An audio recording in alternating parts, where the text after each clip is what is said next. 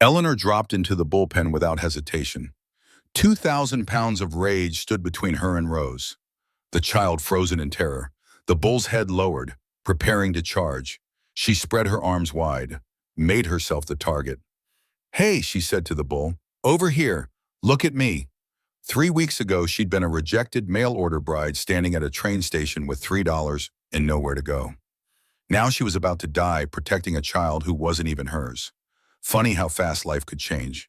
But to understand how Eleanor Hayes ended up in a bullpen facing certain death, we need to go back.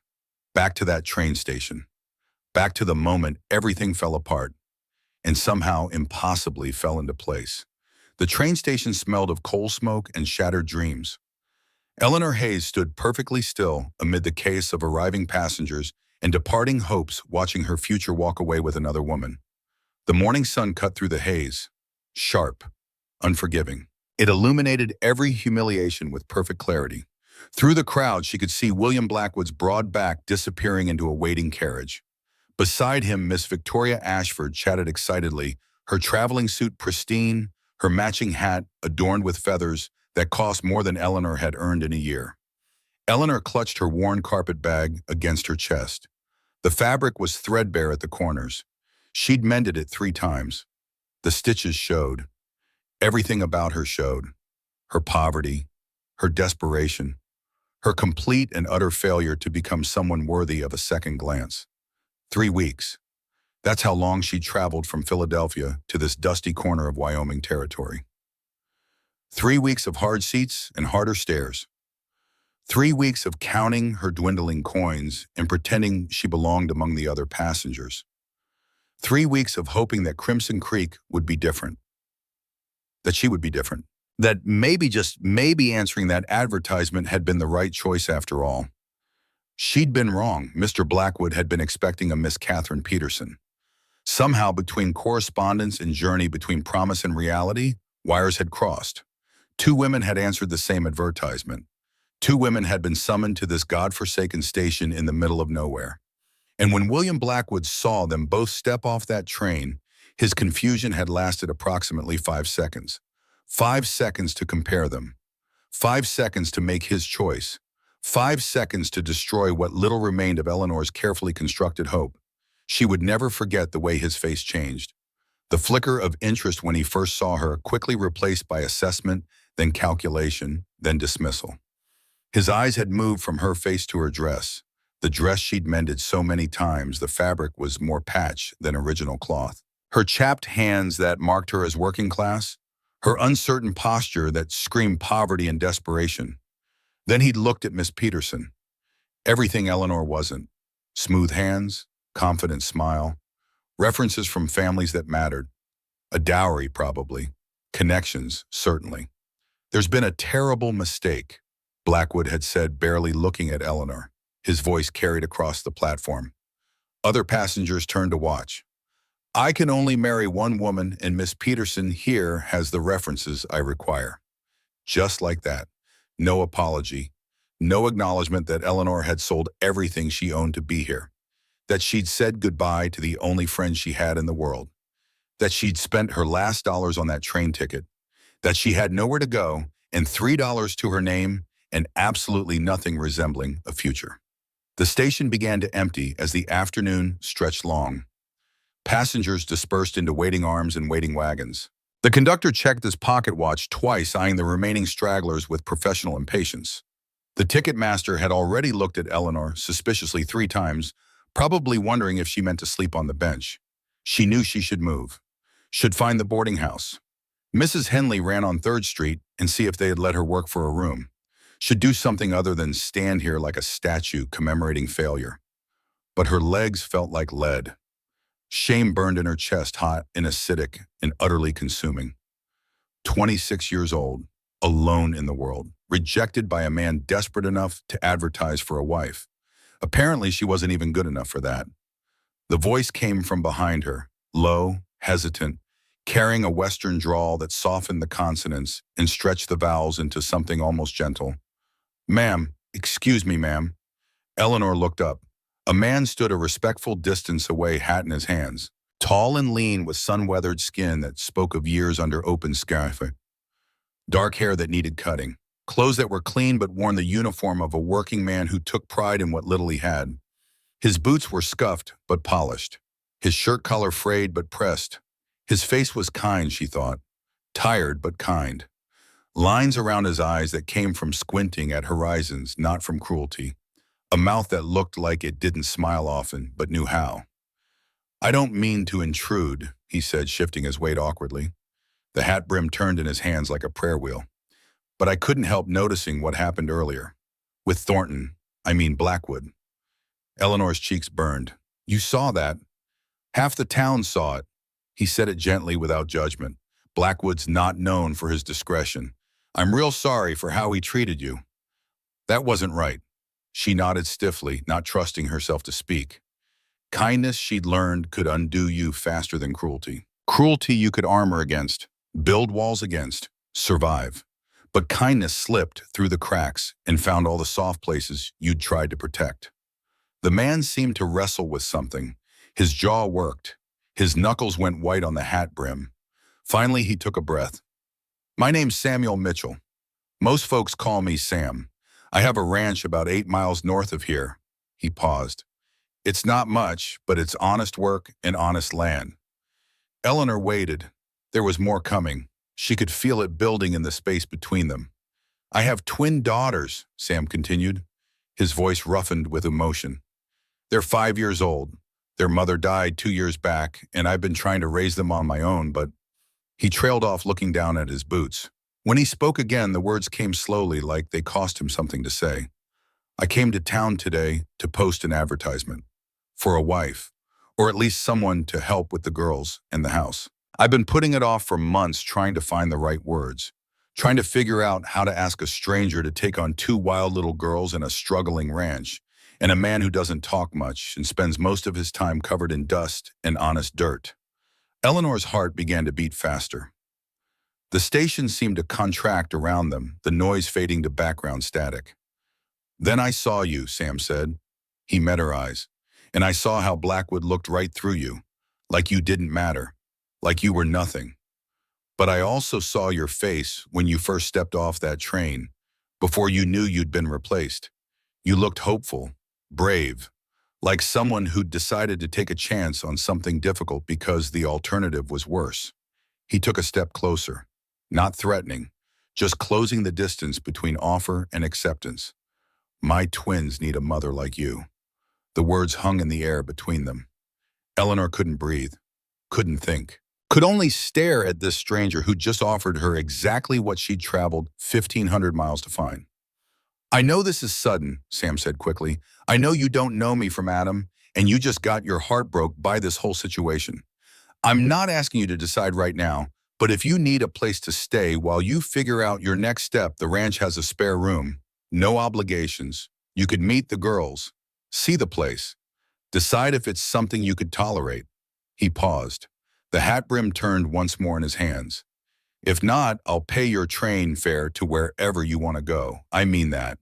No strings, just, I saw you standing here alone and I couldn't walk away. Wouldn't be right." Eleanor found her voice. It came out smaller than she intended. "Why me?" Sam smiled. "Just a little, just enough. Because you're still standing here. Because you didn't cry or make a scene when Blackwood humiliated you. You just stood there with your chin up and your dignity intact." He paused. "And because my daughters are hiding behind the station house right now, and when they peeked around the corner and saw you, Emma said you had a kind face. My girls have good instincts about people." Almost involuntarily, Eleanor glanced toward the corner of the building. 2 identical pairs of dark eyes peered back at her from beneath matching braids. Small faces, serious expressions. The moment she looked, both girls ducked back behind the wall with a muffled giggle. "They came with you?" Eleanor asked. "Couldn't leave them alone," Sam said. "My nearest neighbor is 4 miles away. They come most everywhere with me." He sighed. "I know it's not proper, a strange man offering to take you home. If you'd rather, I can pay for a room at Mrs. Henley's boarding house for the night. You can think it over. Talk to people in town about me if you want. I understand if you need to be careful." Eleanor looked at her carpet bag, at the emptying station, At the dusty street beyond where Crimson Creek sprawled in the afternoon heat, she thought about her $3, about the long journey that had led nowhere, about returning to Philadelphia. To what? She had no family there, no home, no prospects, just the same grinding poverty she'd fled, only now with the added shame of failure hanging around her neck like a millstone. But more than that, she thought about those two pairs of eyes peeking around the corner, about a man who apologized for another man's cruelty, about someone who saw her standing alone and didn't look away. "I'd like to meet your daughters properly," she said. The relief that washed over Sam's face was unmistakable, profound. It transformed him from a tired, worried man into something softer, more human. He turned toward the corner and called softly, "Emma, Rose, come here, please." Two little girls emerged from their hiding place, identical in every way Eleanor could see. Dark hair like their father pulled into braids that were slightly crooked and tied with mismatched ribbons. Simple dresses that had been mended carefully. Faces that still held the roundness of childhood, but already showed the seriousness of children who'd learned too young that the world could be hard. They approached slowly. The girl on the left walked with careful, measured steps. The one on the right bounced slightly, unable to contain all her energy even in a moment that called for solemnity. "Girls, this is Miss Hayes," Sam said. "Miss Hayes, these are my daughters. Emma is older by 4 minutes." He gestured to the careful one. "And Rose is the one with the ribbon coming loose." Rose immediately reached up to touch her braid, confirming her father's words. Her fingers worried at the ribbon, even as she studied Eleanor with frank curiosity. Emma stepped forward first. She tilted her head, examining Eleanor with an intensity that would have been disconcerting in an adult. "Papa says you came on the train to marry Mr. Blackwood," Emma said with a child's bluntness. "But he chose someone else. That was mean of him." "Emma," Sam said gently. Eleanor held up a hand. "It's all right. She's not wrong." Rose moved closer to her sister. "Are you sad?" Eleanor considered this. The question deserved an honest answer. "I was," she admitted, "but now I'm mostly tired and uncertain about what happens next." "You could come home with us," Rose said immediately. Her voice carried hope and something else, something that sounded like loneliness recognizing itself in another person. "We have extra space. Papa made a bed in the spare room last month, just in case." "Just in case of what?" Eleanor asked. "Just in case someone needed it," Emma said simply, as if this were obvious, as if her father regularly prepared rooms for strangers who might need sanctuary. Sam cleared his throat. "The wagon's just down the street. If you're willing, we can head out now and make it home before dark. If not, I'll come," Eleanor said. The words surprised her even as she spoke them, but they felt right. What did she have to lose? She was already as lost as a person could be. Standing at rock bottom, you could either stay there or start climbing. Even if you didn't know where you were climbing to. Even if the hand reaching down to help you belonged to a stranger. Sometimes the only choice was to choose. To move. To try. Sometimes that was enough. The ride to the ranch was quiet at first. The wagon creaked and swayed over rutted roads. The girls sat in the back, whispering to each other in that secret language twins sometimes develop. Occasionally, they'd lean forward to ask Eleanor questions. Could she braid hair properly? Yes, she'd braided hair in the orphanage where she grew up. Could she make johnny cakes? Yes, though it had been years since she'd had the ingredients. Did she like horses? She didn't know. She'd never been close to one. Rose's voice carried incredulous wonder. You've never been close to a horse, but how did you get anywhere? I walked mostly, Eleanor said, or took the streetcar in Philadelphia. Sam glanced at her. You grew up in an orphanage. Until I was 14. Then I worked in a dress shop until the owner died and her son sold the business. She didn't mention how barely she'd survived after that. How many nights she'd gone to bed hungry.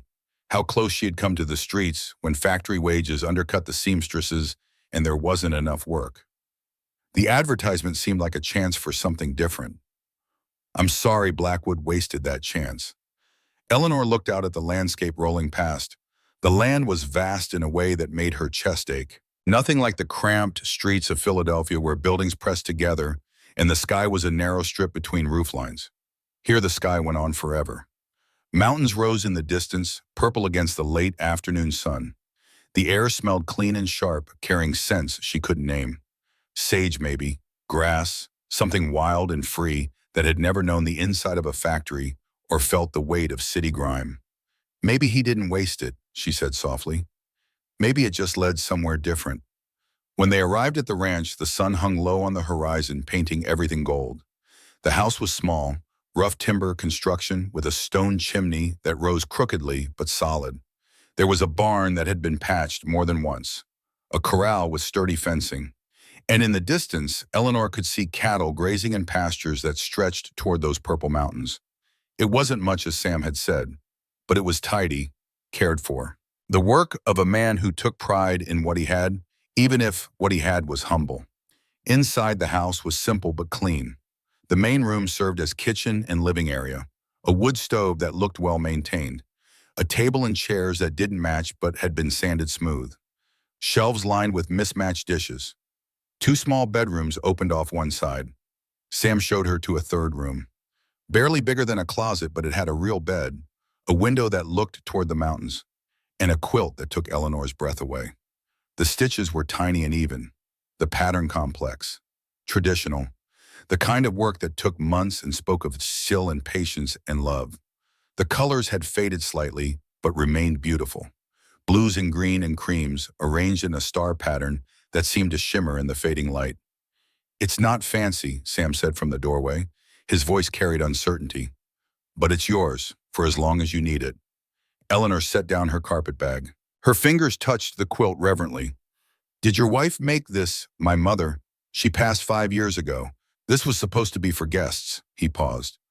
"But we've never had any." That night, Eleanor helped make dinner. Simple fare. Beans and cornbread. But there was enough, and it was warm, and the girls chattered through the meal with the kind of easy comfort that spoke of routine and safety. Sam was patient with them. When Rose spilled her milk, he simply got a cloth and helped her clean it up without scolding. When Emma told a rambling story about a frog they'd seen by the creek, he listened seriously and asked questions that showed he was genuinely interested. But Eleanor also saw the exhaustion in his face, the way his shoulders sagged, how he seemed to be carrying a weight too heavy for one person. How many times he glanced at his daughters with an expression that mixed love and fear and determination in equal measure. After the girls were in bed, a process that involved 3 stories, 2 glasses of water, and one mysterious thumping sound that Sam assured her was normal, they sat at the table with coffee. The house had settled into quiet. Outside, the night pressed against the windows, vast and dark, and full of sounds Eleanor didn't recognize. "I should explain," Sam said.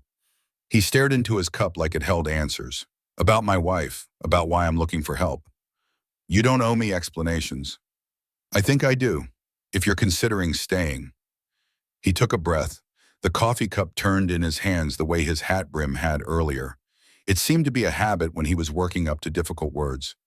Rachel was a good woman, a good mother, but she never quite took to ranch life. She was from Denver, used to city living, theaters and shops and people everywhere. Out here, he gestured to the darkness beyond the walls. Out here, it's just space, and quiet, and work that never ends. His voice roughened. When the girls were born, she struggled. 2 babies at once, no help nearby. Me working all hours to keep the ranch going. We barely scraped by that first year. I was so focused on survival that I didn't see how sad she was getting, how withdrawn. Eleanor's hand moved across the table, not quite touching his, but close, an offer of comfort without presumption. One winter day, she rode out alone. Storm was coming, but she went anyway. I was dealing with sick cattle in the far pasture. Didn't realize she was gone until it was too late. We found her 3 days later. She'd been thrown from her horse, internal injuries. She died slow and cold and alone. I'm so sorry. The girls were 3. They don't remember her much. I can't decide if that's a mercy or a tragedy. He finally looked up. I've tried to be enough for them, but I'm not. They need things I can't give them. Someone who can teach them to braid their hair properly. Someone who can be here when I'm out with the cattle or fixing fence. Someone who won't. He stopped, swallowed hard. Someone who won't leave them, Eleanor finished quietly. I'm afraid, Sam admitted. Afraid of a lot of things. but mostly afraid of failing those girls again, of not being able to give them what they need, of choosing wrong and making everything worse. Eleanor looked around the simple room, thought about the two little girls sleeping in the next room, about this honest, worried man across from her who clearly loved his daughters more than anything in the world, but didn't know how to be everything they needed. Mr. Mitchell, Sam, please. Sam, I won't lie and say I know what I'm doing. I've never been a mother. I've never lived on a ranch. I don't know the first thing about cattle or horses or any of this. She met his eyes. But I know what it's like to be alone and scared. I know what it's like to need someone to just show up and stay. And I know what it's like to be looked at like you don't matter. She took a breath, making a decision that terrified and exhilarated her in equal measure. Those girls looked at me today like I mattered. You looked at me like I mattered. If you're willing to take a chance on someone with no experience and no references except that she's survived this long, then I'm willing to take a chance on this, on them, on you. Sam's eyes went bright. He blinked rapidly. You mean it? You'll stay? I'll try, Eleanor said carefully. I can't promise I'll be good at it, but I can promise I'll try my best. And I won't disappear in the night. He nodded roughly, wiping at his eyes. That's all I can ask. That's more than I had any right to hope for. He stood, then sat back down. His hands gripped the table edge. We should talk about arrangements, about marriage. I mean, eventually, if things work out, I'm not expecting. That is, we can take time. One step at a time, Eleanor said gently. A small smile played at her lips despite everything. Let's see if I can manage not to burn down your kitchen first. That earned a surprised laugh from him. Rough and rusty, like he hadn't laughed in a long time and had forgotten how. But genuine, warm. They sat there a while longer talking about practical things, her duties, his schedule, the girls' routines, payment which he insisted on despite her protests, boundaries and expectations. The kind of conversation two business partners might have, except underneath it ran something else. A current of possibility, of hope, of two lonely people who'd found each other at the exact moment they both needed finding. When Eleanor finally retired to her small room, she lay on the bed beneath that beautiful quilt and listened to the unfamiliar sounds of the Wyoming night. Coyotes singing in the distance, the wind moving through grass, the house settling around her. For the first time in longer than she could remember, she didn't feel alone. The first weeks were harder than Eleanor had anticipated and easier in ways she hadn't expected. The work was endless, cooking 3 meals a day on the wood stove, cleaning a house that accumulated dust faster than seemed physically possible, mending clothes for 3 people who seemed determined to test the durability of every seam, washing in a tub that had to be filled by hand and heated bucket by bucket, and caring for 2 energetic 5-year-olds who had been essentially raising themselves with minimal supervision for 2 years. The girls tested her constantly, pushing boundaries, seeing if she would stay or leave, if she could be trusted or would disappear like their mother. Emma watched everything with calculating eyes, always ready to protect her sister if this new woman proved dangerous. Rose was wild, climbing things she shouldn't, wandering off, coming back covered in mud or with frogs in her pockets.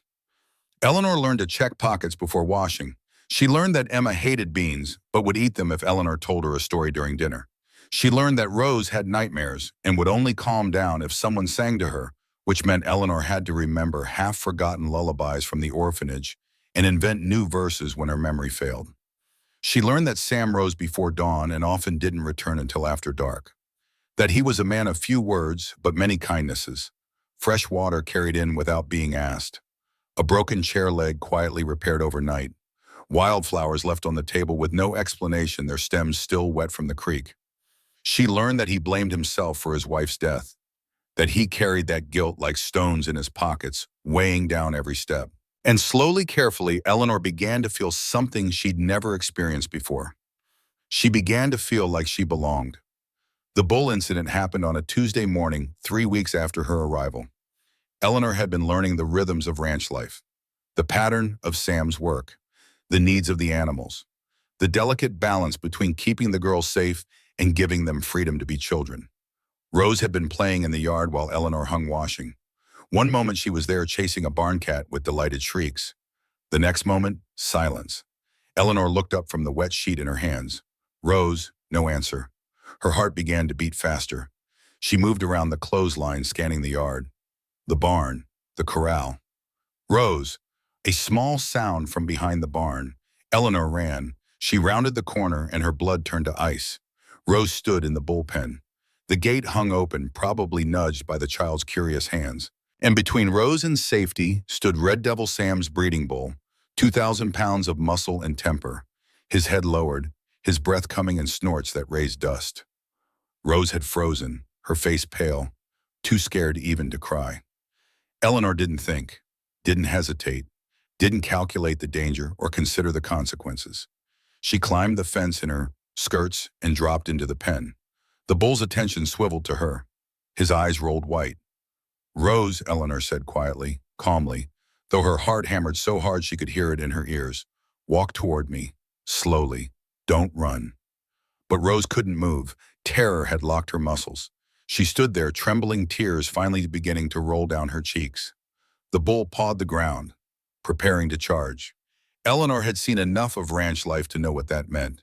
She moved between the animal and the child, spread her arms wide, made herself a bigger target.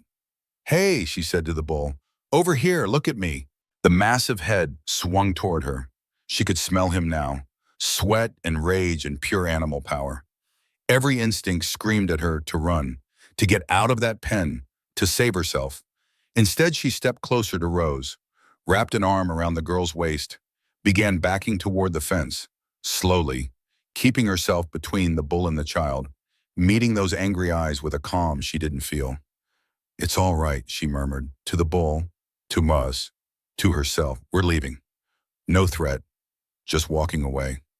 The bull followed, step for step, his breath hot, his patience clearly limited. But he didn't charge, not yet. 3 more steps, 2, 1. Eleanor's back hit the fence. She lifted Rose with strength born of desperation and shoved her up and over. The girl scrambled to safety, and the bull, perhaps insulted by Eleanor's presumption, lowered his head to charge. Strong hands grabbed Eleanor's arms from behind, yanked her up and over the fence just as Red Devil's horns slammed into the wood where she'd been standing. The fence shuddered, splintered, but held. Eleanor landed in a heap on the safe side. Sam crouched beside her, his face white. Behind him stood one of his ranch hands, a young man named Thomas, who'd witnessed everything. For a long moment, no one spoke. Rose threw herself into Eleanor's arms, sobbing. Sam stared at the fence, at the bull still pawing and snorting on the other side, at Eleanor holding his daughter. You could have died, he finally said. His voice shook. So could Rose. You should have called for help. There wasn't time. He pulled both of them close. Eleanor felt his heart racing against her shoulder, felt the tremor in his arms, the fear that had nothing to do with the bull and everything to do with how close he'd come to losing both of them. Don't ever do that again, he whispered into her hair. I will if I have to. Thomas cleared his throat. I'll spread fresh hay for Red Devil. Calm him down. He looked at Eleanor with something like awe. Ma'am, that was the bravest damn thing I've ever seen. He walked away shaking his head, and Eleanor knew even before they went into town later that week that the story would spread. Thomas would tell it at the saloon, his wife would tell it at the mercantile, and Crimson Creek would hear how the Mitchells' new housekeeper had faced down Red Devil himself to save a child. Opinion, she would learn, was a powerful thing. It could destroy you or elevate you. Sometimes it did both.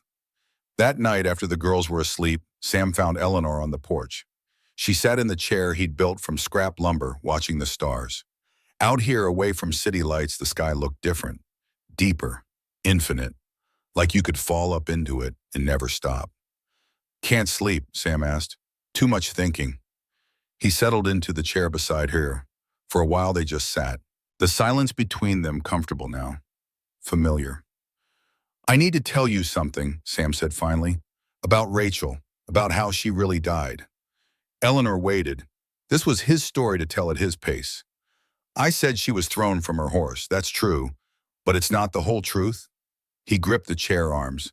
She wasn't just sad after the girls were born. She was sick. in her mind. I didn't understand it then. Hell, I barely understand it now. But she would have these dark spells, days where she couldn't get out of bed, weeks where she'd cry for no reason. She'd look at the girls like she didn't recognize them, like they were strangers. His voice dropped. The day she died, she'd been having one of her worst spells. I wanted to stay home, to watch her, but we had cattle sick with something and I was terrified we'd lose the whole herd. I thought one day would be fine, that she'd sleep it off like before. I left her with the girls and rode out. Eleanor reached over, took his hand. He gripped it like a lifeline. When I came back that evening, she was gone. Horse was gone. Girls were alone and terrified. It took me 3 days to find her. She'd ridden into the storm deliberately. Thomas thinks he found tracks that suggested she rode straight toward the worst of it, like she was looking for it, like she wanted. He couldn't finish, didn't need to. Eleanor understood. It wasn't your fault, she said quietly. I left her alone. I chose cattle over my wife. You chose to save your family's livelihood. That's not the same as abandoning her. You didn't know. You couldn't have known. Couldn't I? His eyes held anguish. She told me that morning she felt dark. She said the darkness was winning, and I told her to rest, to sleep, to be better when I got back. Like she could just choose to be well. Like it was that simple. Eleanor turned in her chair to face him fully. My mother died when I was 6. Cholera outbreak in the tenements. It swept through our building like fire. Killed 20 people in 3 days. The night before she got sick, I'd begged her to take me to see the ships at the docks. She said she was too tired, that we'd go tomorrow. I threw a tantrum, screamed at her that she never did anything fun, made her cry. She took a breath. She died 2 days later, and for years I thought I'd killed her. That my anger had somehow caused the sickness, that if I'd been good, if I'd been grateful, she would have lived. It took me until I was grown to understand that diseases don't care about children's tantrums, that her death had nothing to do with me being mild and everything to do with poverty and bad water and tenements packed, so tight you couldn't breathe. She squeezed his hand. Your wife was sick, not sick like a cold. Sick in a way you couldn't see or fix or cure by being a better husband. You loved her. You tried. Sometimes that's not enough. Sometimes people die anyway, and the only thing you can do is keep living, keep trying, keep loving the people still here who need you. Sam's eyes were wet. The girls need you. You know that, right? They need you more than I can say. I need them too, all of you. I didn't know it until I got here, but I've been looking for this my whole life. A place to belong. People who want me not for what I can give them, but for who I am. Her voice broke. Thank you for seeing me, for giving me this chance. Eleanor. He said her name like a prayer. I don't know how to do this, how to move forward, how to be whole again. But I think maybe I want to try. With you. If you're willing. I'm willing. They sat there as the night deepened around them, holding hands, watching stars. 2 broken people finding in each other not someone to fix them, but someone to be broken with. Someone to understand that damage didn't make you worthless. That scars could be proof of survival instead of shame. Sunday came with its particular brand of torture. Church, where reputations were made or destroyed, where society's judgment fell like heaven's own verdict. Sam drove the wagon to town with Eleanor beside him and the girls in the back. Emma wore her best dress pressed and perfect. Rose wore hers with a grass stain on the hem despite Eleanor's best efforts. They looked like a family.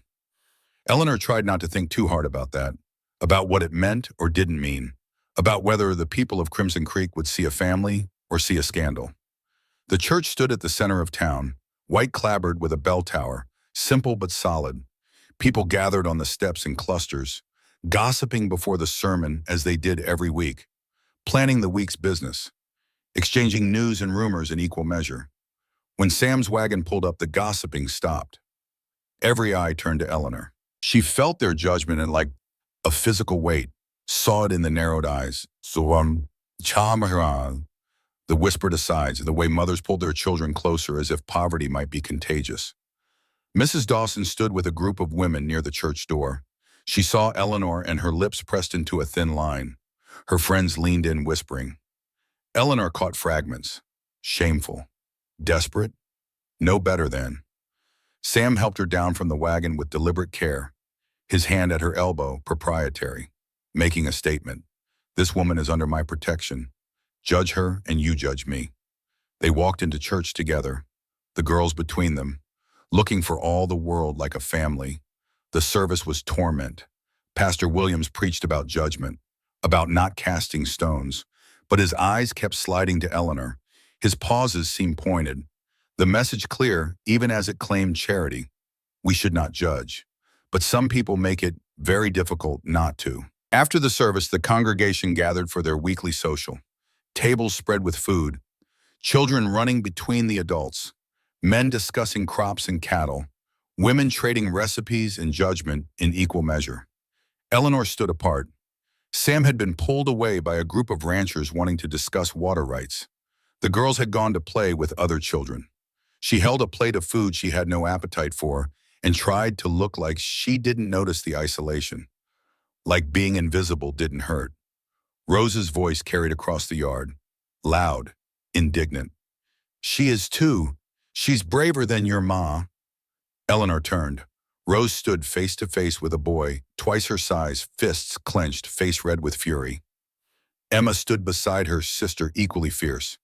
My ma says she's probably a fallen woman, the boy said with the cruelty of childhood parroting adult poison. Says your pa's foolish for taking her in. Your ma's a liar, Rose shouted.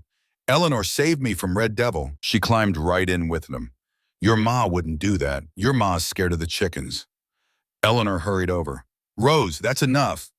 But the damage was done. Adults had turned to watch. The boy's mother, Mrs. Peterson, marched over with fury in her eyes. How dare you let that child insult me? She's as wild as an Indian, and you clearly have no idea how to discipline properly. Your son insulted me first, Eleanor said quietly. Rose was defending me. Defending you from the truth. Everyone knows what you are. A failed mail-order bride. Rejected by Mr. Blackwood himself. Now living in sin with Sam Mitchell. I'm working for Mr. Mitchell as his housekeeper. There's nothing sinful about honest work. Is that what you call it? Mrs. Peterson's voice dripped contempt. Interesting. I call it something else entirely. Heat flooded Eleanor's face, but before she could respond, Sam appeared at her elbow. His face was calm, but his eyes had gone cold in a way Eleanor had never seen. Mrs. Peterson, I believe you owe Miss Hayes an apology. I most certainly do not. Your housekeeper just allowed her charge to insult me in front of the entire congregation after your son called her a fallen woman, which I believe is slander, actionable slander if I wanted to pursue it. Sam's voice stayed level, polite, but the threat underneath was clear. Miss Hayes is a respectable woman working an honest job. She's teaching my daughters to read and write and conduct themselves with dignity.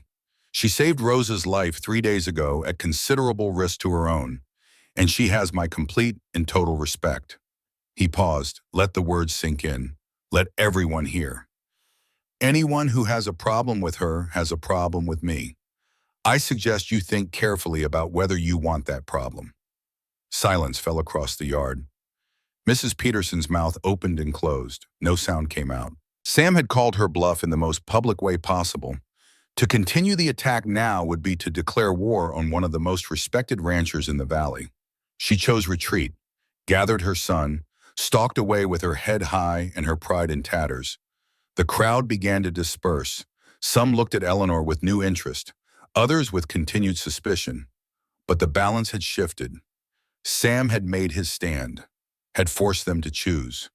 Accept Eleanor or reject Sam. Most would choose the former, eventually. As they drove home that afternoon, Rose leaned forward from the back of the wagon. Papa, yes, sweetheart. Did you mean it about Eleanor having your complete and total respect? Sam glanced at Eleanor. Something passed between them, unspoken but understood. I meant every word. Good, Rose said satisfied, because she has mine too. Emma, quieter but no less fierce, added mine too. Eleanor's throat closed with emotion. She reached back and took both girls' hands. Squeezed. They squeezed back. The next week brought the town meeting about the school. The previous teacher had left 6 months ago, married to a railroad man, and moved to California. Since then, the children of Crimson Creek had been running wild or being taught by parents who barely had time or knowledge to spare. Eleanor sat in the back of the meeting hall with Sam, listening to the men argue about funding and qualifications and where to find someone willing to teach in a frontier town for minimal pay and maximum hardship. "We need someone educated," one man said, "someone with proper credentials." "We need someone willing to work for $20 a month," another countered. "Credentials don't matter if we can't pay." Eleanor felt Sam shift beside her, knew what he was thinking before he spoke. "What about Miss Hayes?" The room went silent, every head turned. "I beg your pardon." The speaker was Josiah Curtis, the town's unofficial mayor and biggest landowner after Blackwood. "Miss Hayes, she's educated. She can read and write better than most of you. She's been teaching my girls, and in 3 weeks they've learned more than in the previous 6 months. "Mr. Mitchell," Curtis's tone was patronizing, "I'm sure your housekeeper is very capable, but teaching children requires certain standards. References, background, and quite frankly, we know nothing about her except that she was rejected by Mr. Blackwood." Eleanor felt the familiar burn of shame, but underneath it something else. Anger. The kind that came from being dismissed for things that had nothing to do with her actual abilities. She stood. "Test me." Curtis blinked. "Excuse me." "Test me. Reading, writing, arithmetic, history, science. Whatever you think a teacher should know. Test me publicly. Right now. If I fail, I'll withdraw my name from consideration. If I pass, you give me the job." Murmurs rippled through the crowd. Curtis looked uncertain. To refuse would seem cowardly, but to accept risked embarrassment if she actually succeeded. Doc Morris stood from his seat near the front.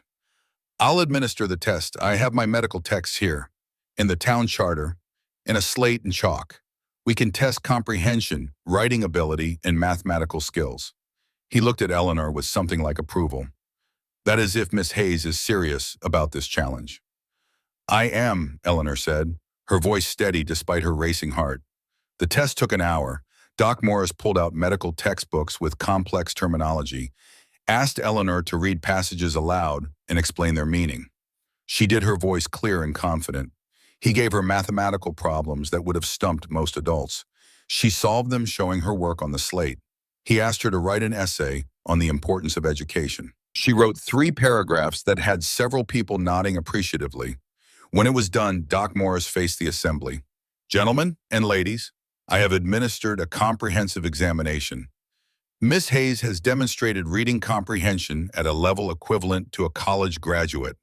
Her mathematical skills exceed those required for teaching children arithmetic through advanced algebra. Her writing is clear, grammatically correct, and demonstrates both intelligence and thoughtfulness." He paused. "In my professional opinion, as the most educated person in this town, she is more than qualified to teach our children. In fact, she may be overqualified." Curtis still looked reluctant. "Even so, her reputation? Her reputation is that she faced down Red Devil to save a child," Thomas spoke up from the back. "I saw it myself. That's the kind of person I want teaching my kids. Someone who doesn't run from danger. Someone who protects the vulnerable." A few people nodded, but others still looked uncertain. Crimson Creek was conservative, cautious. Changing minds took more than one heroic act and one successful test. The vote was called, 12 in favor of hiring Eleanor, 8 against, a narrow margin. But enough. Curtis stood with visible reluctance. "Very well. Miss Hayes, you are hereby appointed teacher of Crimson Creek School. $20 a month. You'll begin Monday." Eleanor sat down, hands shaking.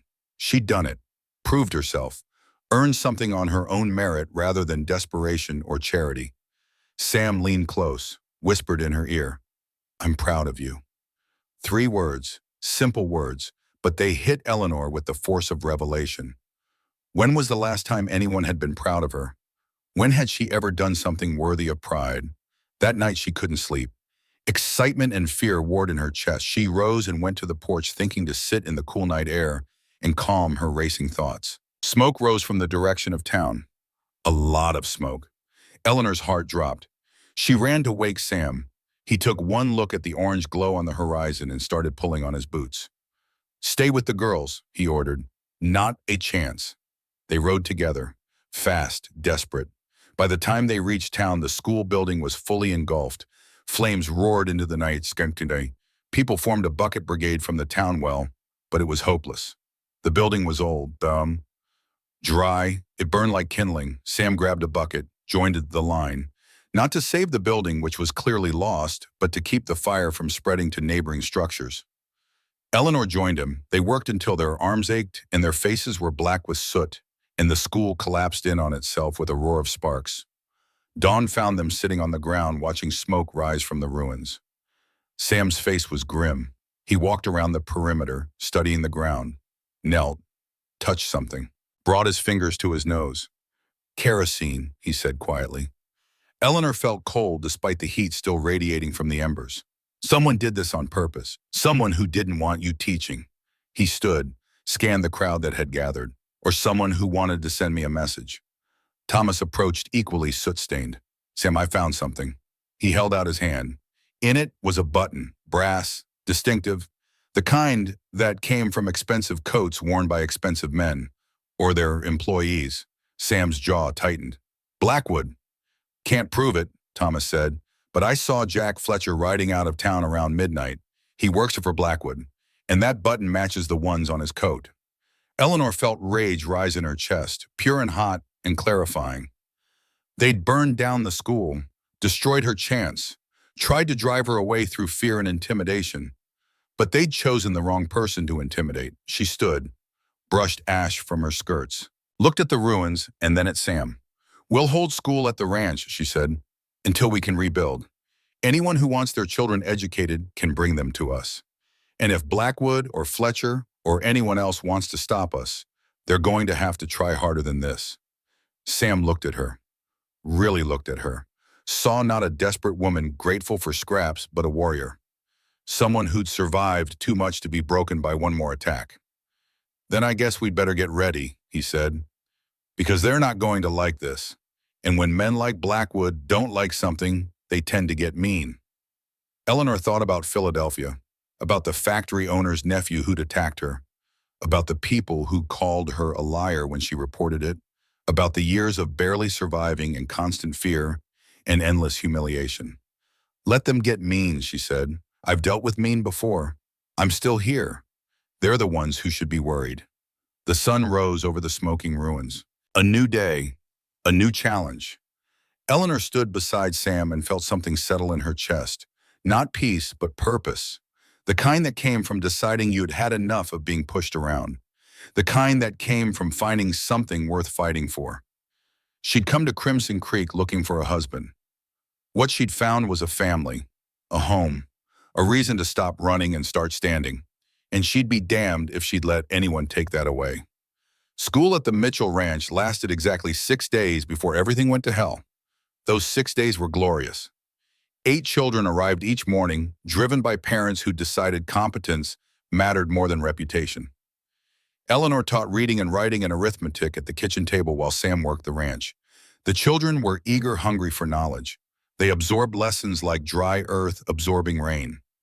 Emma and Rose thrived as students, seeing their friends learn alongside them, being part of something larger than their small, isolated world.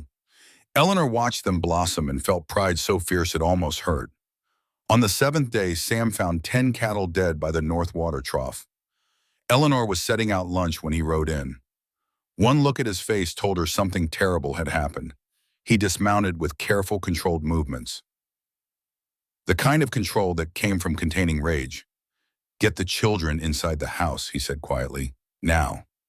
She didn't question, herded all 8 children into the main room, told them to stay put, went back outside to find Sam standing by the well staring at his hands like they belonged to someone else. "What happened?" "Poisoned water, 10 head dead, maybe more by tonight." His voice was flat, empty. "That's $150, more than half what we'd make selling the fall calves, more than we can afford to lose." Eleanor felt cold seep through her despite the afternoon heat. "Poisoned. You're sure?" "Smell the trough water. Bitter almonds. That's strychnine. You don't get that by accident. Someone put it there deliberately. Fletcher. Can't prove it. He's too smart to leave evidence. Sam's hands curled into fists. But I know. Same as I know he burned the school. Same as I know Blackwood's behind all of it. What do we do? I don't know. For the first time since she'd met him, Sam sounded defeated. I genuinely don't know. That evening, after the children had been sent home with warnings to tell their parents what happened after the girls were in bed, Sam sat at the table running numbers. Eleanor watched him add and subtract and cross out figures with increasingly desperate scratches of the pencil. We owed Blackwood $800 on the mortgage, he said finally. Due be in 4 months. With the cattle sale, I could have made it. Barely. But now, he pushed the paper away. Now I'm short by at least $200. Even if I sell everything that's not nailed down, there has to be another way. If there is, I can't see it. He looked at her with eyes gone dull. I'm going to lose the ranch, everything I've worked for, everything I've built for the girls, and there's not a damn thing I can do about it. Eleanor sat down across from him, took his hands. We'll find a way. We have 4 months. That's time. We can work, save, sell things. We'll figure it out. Eleanor, he said her name like it hurt. You don't understand how this works. Men like Blackwood don't play fair. This was just the first move. He'll keep coming, keep finding ways to hurt us until I have no choice but to sell. And when I do, he'll offer a fraction of what the place is worth, because he knows I'll have no other option. Then we don't give him the satisfaction. How you want to stop him with good intentions and hard work, that's not how the world works. She felt anger flash through her. Don't you dare give up. Not now. Not after everything. Her grip tightened on his hands. I've spent my entire life being told what I couldn't do. Couldn't rise above my station. Couldn't make something of myself. Couldn't be worth more than the dirt I was born into. And you know what, I believed it. For years I believed it. Her voice rose. But then I came here, and you saw something in me that no one else had ever bothered to see. You gave me a chance when I had nothing. You treated me like I mattered, like I had value. And now you want to just surrender to let Blackwood win because the numbers don't add up. Sam stared at her. Something flickered in his eyes. Not quite hope, but not complete despair either. We fight, Eleanor said. We find a way. And if Blackwood wants this ranch, he's going to have to take it over our dead bodies. You understand me? A ghost of a smile touched his lips. Yes, ma'am. 2 days later, Doc Morris came to the ranch with news. He arrived after dark, which was unusual. Doc didn't make social calls. If he showed up, someone was sick or dying. But when Eleanor opened the door, he looked healthy enough. Just worried. I need to speak with Sam, he said. It's important. They gathered in the kitchen. Doc accepted coffee but didn't drink it, just turned the cup in his hands, wrestling with something. I saw something the night the school burned, he said finally. I was returning from a birth out at the Morrison place. Rode through town around midnight. Saw Jack Fletcher near the school. He was carrying something. Could have been a bucket. Could have been nothing. Sam leaned forward. You're sure it was Fletcher? Certain. I know his horse. That distinctive white blaze, and I saw his face in the moonlight. Doc paused. But I can't testify to it. Why not? Because Fletcher's sister is my patient. She's pregnant, high risk. I've been monitoring her closely. If I speak against Fletcher, he might prevent me from treating her. And if I can't treat her, he didn't finish. Didn't need to. Eleanor understood. Doc was caught between justice and his Hippocratic oath, between doing the right thing and doing no harm. There's more, Doc said. I treated one of Blackwood's ranch hands last week. Nasty cut on his hand. He was drunk. Started talking about things he shouldn't. Said Blackwood has plans for this valley. Big plans involving the railroad. Sam went very still. What kind of plans? A railroad spur coming through from the main line. Blackwood's been negotiating with the railroad company for months. Apparently, they want to extend service to the mining territories up north, and the best route goes right through this valley. Through my land, Sam said slowly. Through your land, Doc confirmed. According to what the ranch hand said, if Blackwood owned your property, he could offer the railroad a complete corridor. No need to negotiate with the multiple landowners. One clean deal. And the value of his surrounding lands would increase tenfold. The pieces clicked into place. This wasn't personal vendetta. This was business. Cold, calculated business. Blackwood didn't hate Sam. He just needed what Sam had. And he was willing to destroy a family to get it. Somehow that made it worse. Can we use this? Eleanor asked. Go to the sheriff. Tell people what Blackwood's planning. Doc shook his head. It's all hearsay. Secondhand information from a drunk ranch hand. Blackwood would deny everything. And without proof, without documents, it's just gossip. So we know the truth but can't do anything with it. I'm sorry, Doc said. I just thought you should know what you were really up against. After he left, Eleanor and Sam sat in silence. The truth settled over them like a weight. They weren't fighting a villain. They were fighting money and power and the inexorable march of progress. They were ants trying to stop a boot. We could leave, Sam said softly. Take the girls. Start over somewhere else. I have some savings. Enough to buy a small place. Nothing like this, but enough. And let Blackwood win. Staying means fighting a battle we can't win. Leaving means we survive. The girls survive. That matters more than pride. Eleanor thought about Philadelphia, about running, about starting over with nothing in a new place, about always being one step ahead of disaster, about teaching her daughters because that's what Emma and Rose felt like now, that when things got hard, you ran. No, she said. Eleanor, no, we stay. We fight. Even if we lose, we fight. Because some things matter more than survival. Teaching those girls that you stand your ground, that you don't let bullies win just because they're bigger and richer and meaner, that you fight for what's yours even when the odds are impossible. Sam looked at her for a long moment.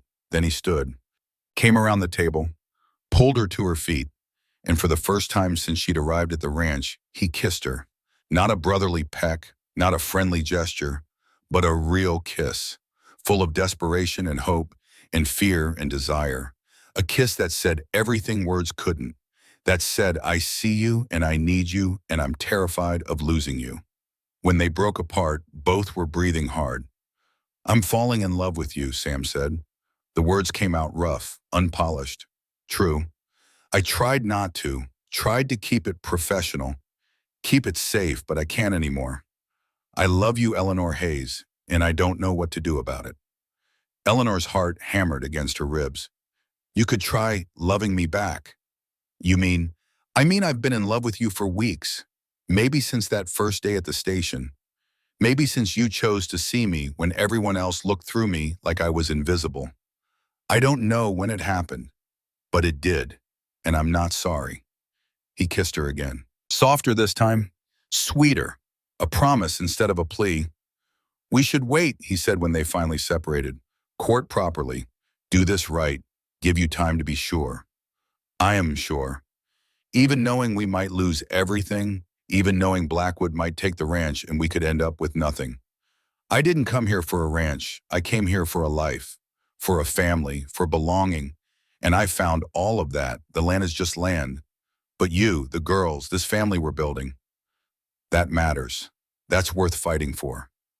Sam rested his forehead against hers. What did I do to deserve you? You saw me, that's all. You just saw me when no one else did. They stood there a while longer, holding each other, drawing strength from each other, knowing that whatever came next, they'd face it together. The next morning, William Blackwood came to the ranch. He arrived in a fine carriage with Sheriff Peters beside him. The sheriff looked uncomfortable. Blackwood looked triumphant. They knocked on the door with the confidence of men who held all the cards. Eleanor answered. Blackwood's eyes swept over her with cold assessment. Miss Hayes, you're looking well. Ranch life agrees with you.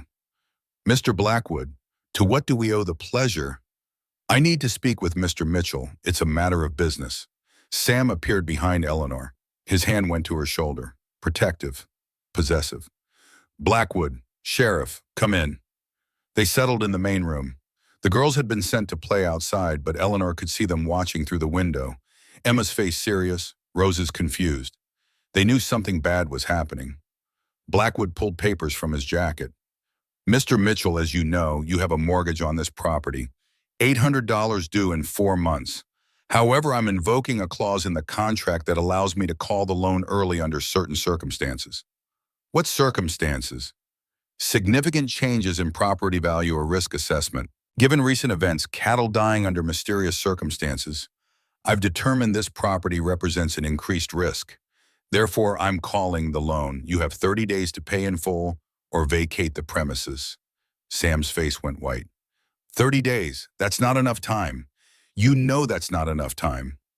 I'm simply exercising my legal rights. However, I'm not unreasonable. I'm prepared to make you an offer. $600 for the entire property. You walk away with money in your pocket. Your children fed and housed. No shame in that. $600 for 200 acres and a working ranch. Sam's voice was dangerously quiet. That's robbery. That's the market rate for distressed property. You poisoned my cattle, burned down the school. You've been systematically destroying my ability to pay so you could force this exact situation. Blackwood's expression didn't change. That's a serious accusation. Do you have proof we know about the railroad spur? That got a reaction. Just a flicker, a tightening around Blackwood's eyes. But he recovered quickly. I don't know what you think you know, but unless you have documents, evidence, witnesses willing to testify under oath, I suggest you be very careful about spreading rumors. He stood. You have 30 days, Mr. Mitchell. Take the offer or don't. Either way, this land will be mine. I'm simply giving you a choice in how much you walk away with. Sheriff Peters stood as well, hat in hand, looking miserable.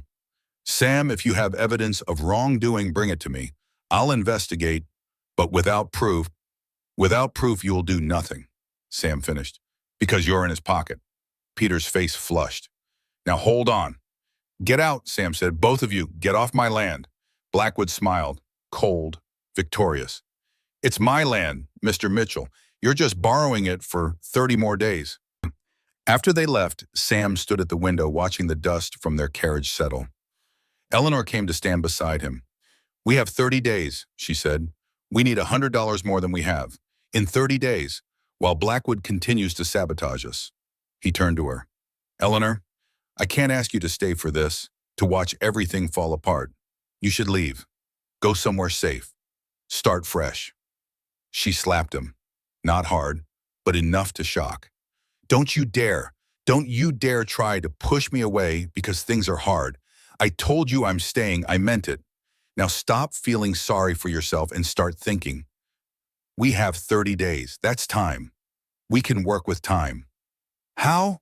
We'd need a miracle. Iman's voice came from the doorway, small but certain. Then we'll make a miracle. They both turned. Emma and Rose stood there, having snuck back inside. Emma held Rose's hand. Both girls had expressions far too serious for 5-year-olds. We can help, Emma said. Mama used to say that families work together. So we'll work together and we'll fix this. Rose nodded vigorously. We're not leaving.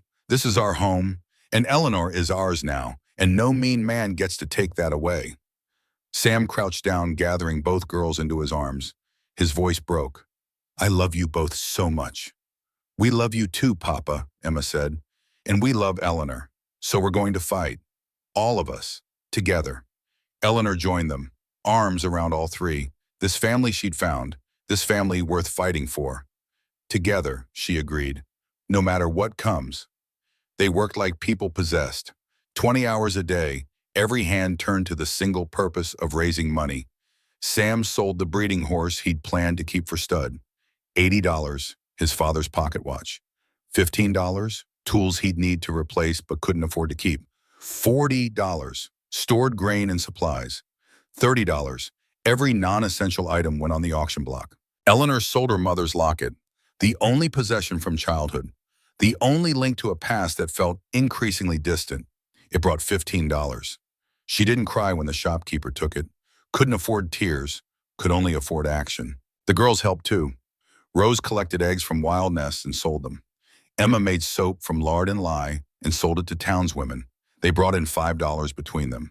Small amounts, but every penny counted. Sam had $340 in savings. Combined with everything they sold, 2 weeks of relentless work brought their total to $530. Still 420 short of the 950 they needed. Not enough, not nearly enough. Then Eleanor had an idea. I can sew, she said one evening. They sat at the kitchen table surrounded by ledgers and desperate calculations. Better than anyone in this valley. The harvest dance is in 3 weeks. Every woman in town will want a new dress. I could make them. Charge $20 each. If I can make 20 dresses, that's $400. Enough to cover what we need. Sam looked skeptical. Can you make 10 dresses in 3 weeks? I can if I don't sleep. Eleanor, do you have a better idea? He didn't. None of them did. So Eleanor sewed.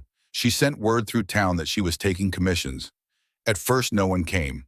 Her reputation was still damaged. Women didn't want dresses made by a fallen woman, even if she could sew like an angel.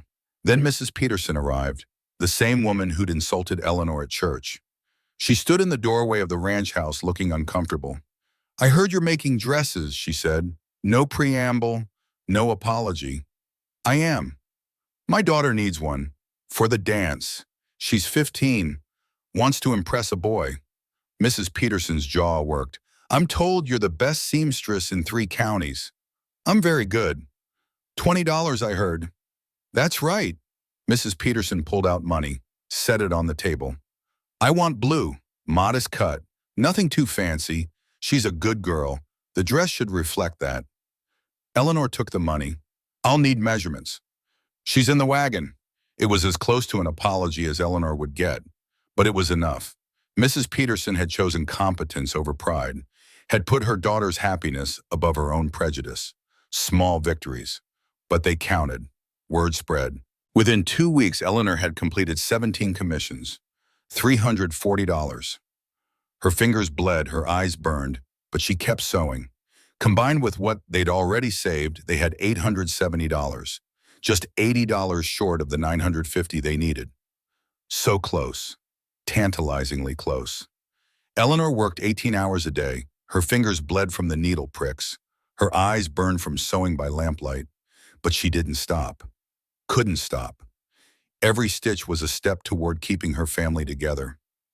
Sam watched her with a mixture of awe and concern. You're going to make yourself sick. I'm going to save our home. It's not worth your health. She looked up from the blue dress spread across her lap.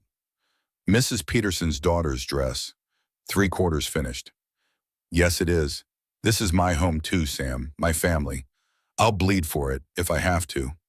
He knelt beside her chair, took her hands in his despite the blood on her fingers. Marry me. Eleanor blinked. What? Not now, not in the middle of this mess, but after. When we've won, when Blackwood's beaten and the ranch is secure. Marry me. Be my wife, not my housekeeper, not my employee, my partner, my equal, my love.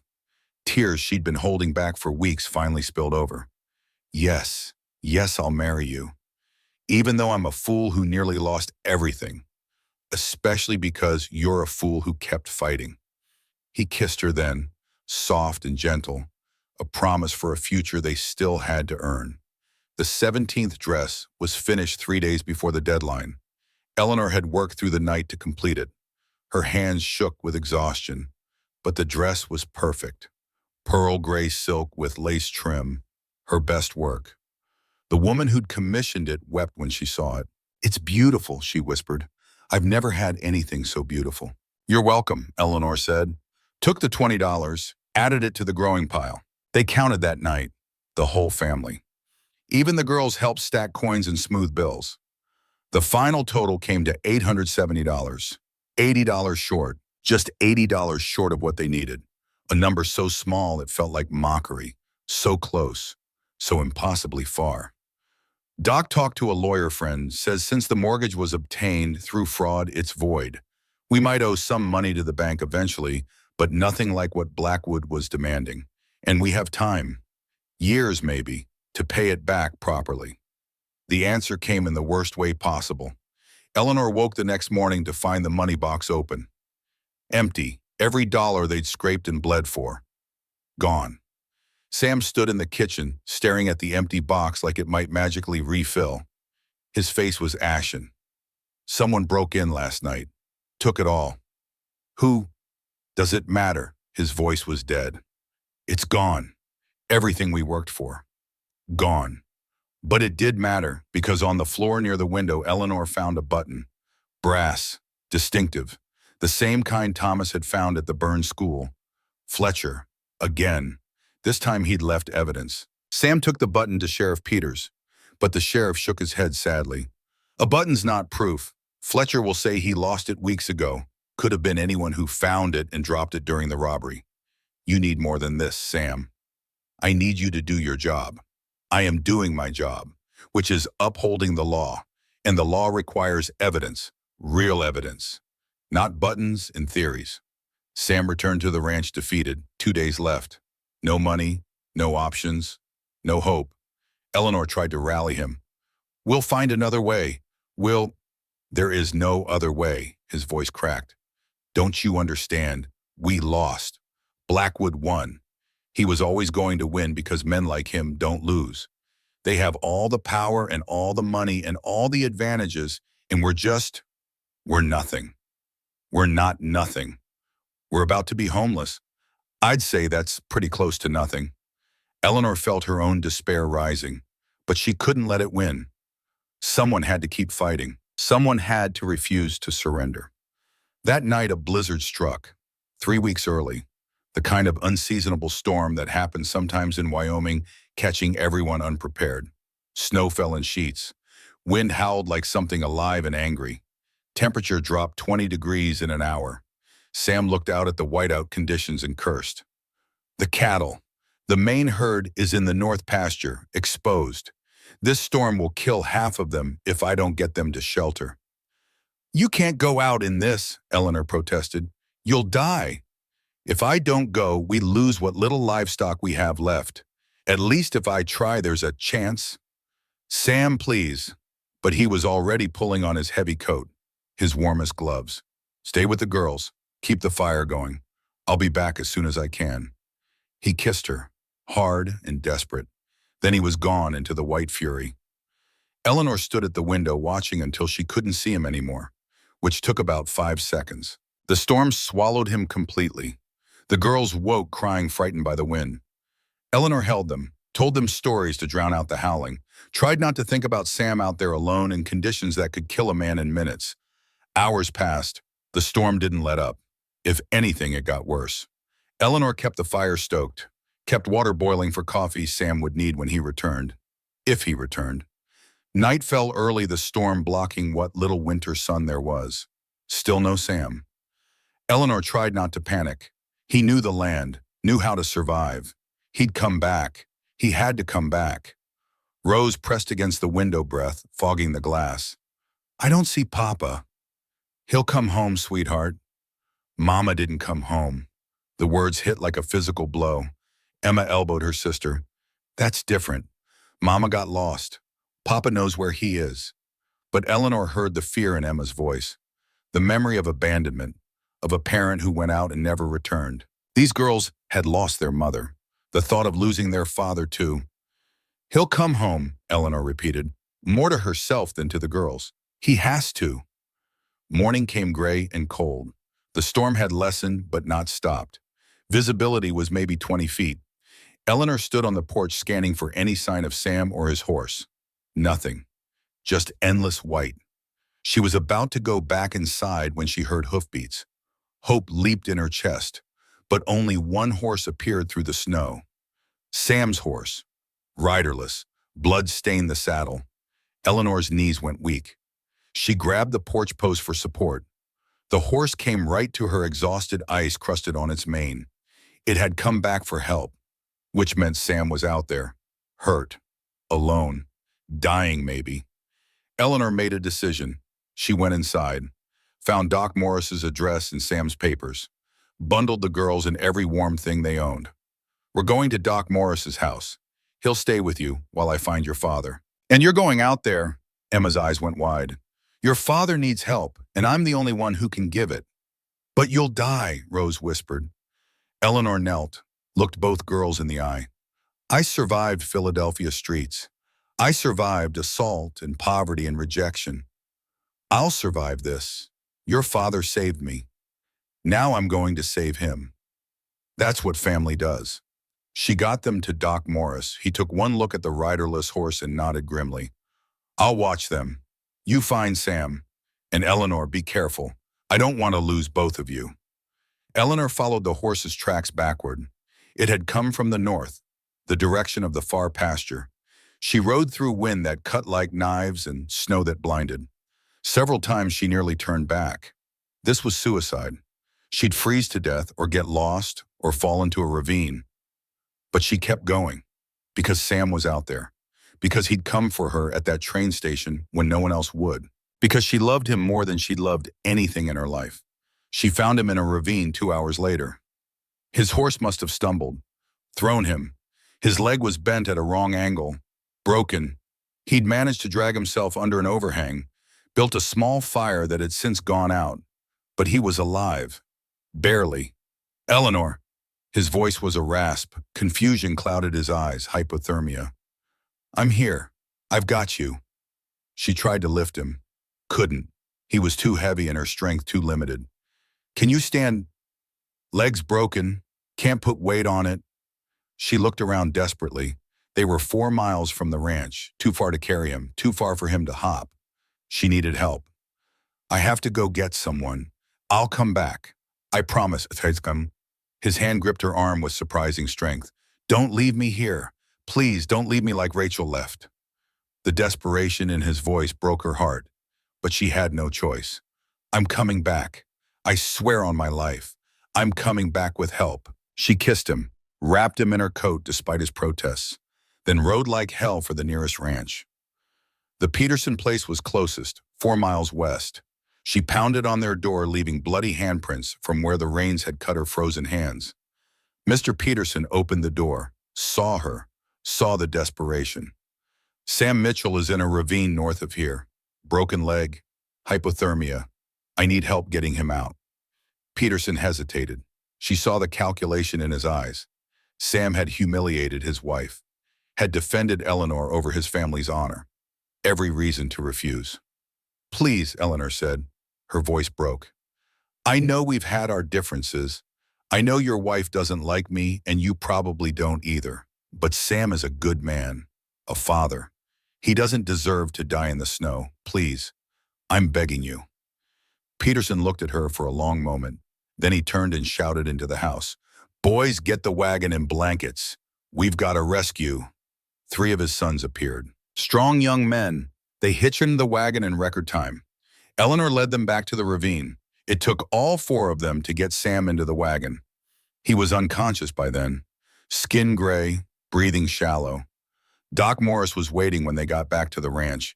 He worked quickly, set the leg, treated the frostbite, got warm fluids into Sam, packed him in blankets and hot stones. It's bad, Doc said quietly to Eleanor. The leg will heal, but there's infection risk. And he was out there a long time. If you'd found him an hour later, he didn't finish. Didn't need to. Eleanor sat beside Sam's bed, held his cold hand. The girls crowded in too, all 3 of them keeping vigil. That's when Jack Fletcher came to the door. Eleanor heard the knock, opened it to find Fletcher standing there with that same arrogant smirk. But something was different. His eyes were harder, his posture more aggressive. Mitchell around, he's indisposed. Then you'll do. I have papers for you to sign. He pulled out documents. Transfer of property. Sam's too sick to sign, so as his common law wife, you can do it for him. Eleanor felt rage burn through her exhaustion. I'm not his wife, and I'm not signing anything. Then I'll wait until he wakes up, however long that takes. Fletcher pushed past her into the house, stood in the main room like he owned it. Nice place, shame to lose it. Get out. Or what, you'll make me, he laughed. You're a weak woman alone with 2 children and a dying man. What exactly are you going to do? Eleanor walked to the mantel, took down Sam's rifle. She didn't know how to use it properly, but Fletcher didn't know that. I'm going to ask you nicely one more time. Leave. Now. Fletcher's smile faded. You won't shoot me. You broke into this house and stole our money. You poisoned our cattle. You burned the school. You've done everything in your power to destroy this family. And now you come here threatening us while Sam is fighting for his life. She cocked the rifle with shaking hands. Try me. For the first time, Fletcher looked uncertain. He took a step back. Blackwood owns this land. You're just squatting. When Mitchell dies or defaults, it goes to him. That's the law. Then let the law handle it. But you're not handling it. Not today. Not in my home. Doc Morris appeared behind Fletcher. I believe the lady asked you to leave. I'm a witness to your threats. I suggest you go before I testify to the sheriff about harassment and trespassing. Fletcher's face darkened, but he was outnumbered now. Outmaneuvered. He backed toward the door. This isn't over. Yes, Eleanor said quietly. It is. You just don't know it yet. After he left, she collapsed into a chair. The rifle clattered to the floor. Her hands wouldn't stop shaking. Doc put a hand on her shoulder. That was brave and stupid, but mostly brave. I meant it. Every word. I know. That's what he made it effective. He glanced toward the bedroom where Sam lay. He's strong. He'll pull through. And when he does, you two are going to need to make some decisions. Because Blackwood isn't giving up. This is just the beginning. Eleanor looked at the girls huddled together on the sofa, at the room that had become her home, at the man fighting for his life in the next room. The man she loved more than anything. Then we'll fight the beginning, and the middle, and the end, however long it takes. Even if you lose, even then. Because some things matter more than winning, like dignity and family, and refusing to let evil triumph just because it's easier.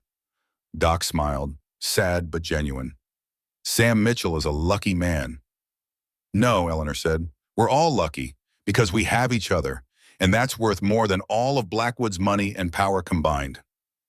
Sam woke 2 days later, fever broken, legs splinted and aching but healing. He opened his eyes to find Eleanor asleep in a chair beside his bed, her hand still holding his. She looked exhausted, beautiful, fierce even in sleep. He squeezed her hand. She woke instantly. You're awake. Relief flooded her face. Thank God, you've been out for 2 days. Doc says the fever broke last night. I've been so worried. She was rambling. Sam had never heard her ramble before. It was endearing. He tried to sit up and gasped at the pain. Don't move. Your leg's broken. You need to stay still. The cattle, did they? You saved 40 head, lost 15 to the storm, but 40 is more than we would have had if you'd stayed home. He nodded, tried to process. His brain felt fuzzy. How long until the deadline? Eleanor's face fell. Sam, don't worry about that now. You need to heal. How long? 3 days. 3 days. And he was bedridden, unable to work, unable to do anything except lie here and watch their last chance slip away. I'm sorry, he said. His voice broke. I'm so sorry. I failed you. Failed the girls. Failed everyone. You didn't fail anyone. You fought a battle you couldn't win. There's no shame in that. There's shame in giving up. Then it's a good thing we're not giving up. She stood, paced the small room. I've been thinking, we may not have the money, but we have something else. We have the truth, and we have each other. Eleanor, what are you planning? I'm planning to tell our story, every detail, to anyone who'll listen. The poisoned cattle, the burned school, Fletcher's harassment, Blackwood's threats, all of it. She turned to face him. Public opinion is a weapon, maybe the only one we have left. But it's a powerful one. If enough people know what Blackwood's done, if enough people stand with us, he can't just take this ranch without consequences. He owns the sheriff, owns half the town. Who's going to stand with us? I don't know, but we're going to find out. Over the next 2 days, Eleanor told their story to anyone who would listen. She went door to door in town, spoke at the general store, stood on the church steps and told the truth to the congregation filing in for Sunday service. Some people listened, more didn't. Blackwood's influence ran deep. Fear ran deeper. But slowly allies emerged. Mrs. Peterson, whose daughter's dress Eleanor had sewn with such care. Thomas the ranch hand, who'd witnessed Eleanor's courage with the bull. Doc Morris, who finally found his voice and spoke publicly about Fletcher's harassment and Blackwood's intimidation. The Peterson family offered help. Not money, they had none to spare, but muscle. Mr. Peterson and his 3 sons came to the ranch. We'll work your land while Sam heals. Make sure the cattle are fed, the fence is mended, whatever needs doing, no charge, just neighbors helping neighbors. Mrs. Dawson arrived next. She'd been watching from the sidelines, judging, remaining neutral. But something had shifted. She knocked on the door carrying food and an apology. I was wrong about you, she said simply. I let prejudice cloud my judgment.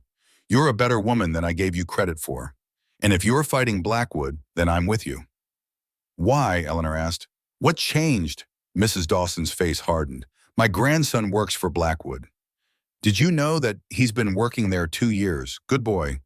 Honest. Hard worker. Last week he saw something he shouldn't have. Blackwood bribing a railroad official. Forging documents. My grandson confronted him. And Blackwood threatened to have him arrested as an accomplice if he ever spoke of it. She pulled out papers. These are copies of documents my grandson managed to take before he quit. Proof of Blackwood's dealings with the railroad. Proof of his plans to acquire your land. Proof of bribery and fraud. It's all here.